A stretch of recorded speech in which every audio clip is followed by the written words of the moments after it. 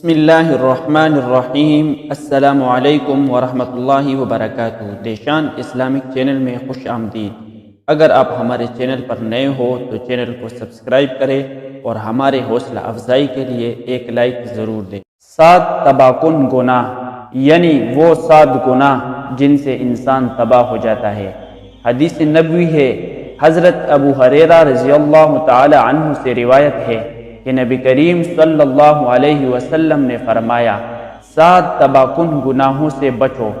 لوگوں نے پوچھا وہ کون سے گناہ ہے؟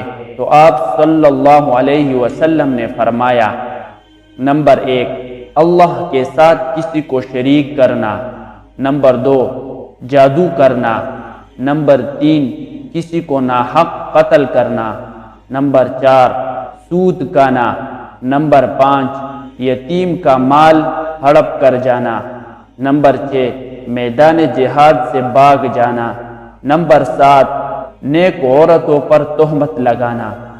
حوالہ بخاری، مسلم، ابو داؤد۔ اللہ تعالی ہم سب کو ان احادیث پر عمل کرنے کی توفیق عطا فرمائے۔